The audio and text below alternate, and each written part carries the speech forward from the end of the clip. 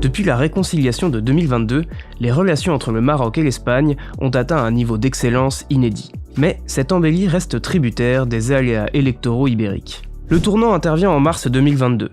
Dans une lettre adressée au roi Mohamed VI, Pedro Sánchez reconnaît le plan d'autonomie marocain comme la base la plus sérieuse, réaliste et crédible pour la résolution du différend autour du Sahara. Une rupture, après des décennies de neutralité, sur fond de sortie de crise provoquée par l'accueil en Espagne en 2021 de Brahim Rally sous fausse identité. Ce rapprochement s'inscrit aussi dans des trajectoires personnelles. À Madrid, plusieurs hauts responsables des affaires étrangères sont passés par le Maroc. Une proximité qui a facilité un changement profond dans la relation bilatérale.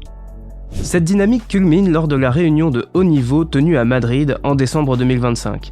14 accords sont signés. Mais au-delà des textes, c'est l'ambiance qui marque les observateurs. Une réelle symbiose au niveau ministériel, des échanges directs et réguliers entre responsables, et, pour la première fois, une réunion organisée sans les ministres de l'Intérieur, signe d'une coopération sécuritaire et migratoire désormais autonome. Dans cette relation, le Sahara occupe une place centrale, y compris sur le plan économique. L'Espagne demeure le premier partenaire commercial du Maroc. Au premier semestre 2025, les échanges bilatéraux atteignent près de 12 milliards d'euros. Des entreprises espagnoles sont aujourd'hui engagées dans des projets dans les provinces du Sud, notamment dans le secteur de l'hydrogène vert.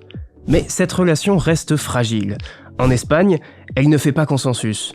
Si une partie de l'appareil d'État soutient le rapprochement avec Rabat, une large part de la société espagnole continue de percevoir le Maroc comme un voisin inquiétant, un ennemi ou une menace.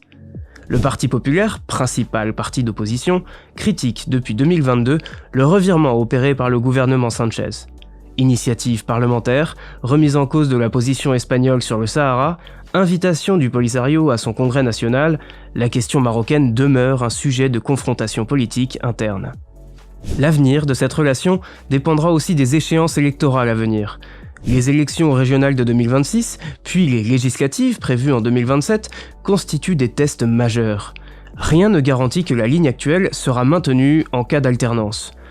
Dans le dossier de cette semaine, Tel Quel analyse ce partenariat stratégique, ses ressorts diplomatiques, économiques et politiques, ainsi que les perceptions et résistances persistantes côté espagnol. Pour lire l'intégralité du dossier, rendez-vous sur telquel.ma ou retrouvez le magazine en kiosque. Abonnez-vous à Tel Quel pour accéder à l'ensemble de nos enquêtes et analyses.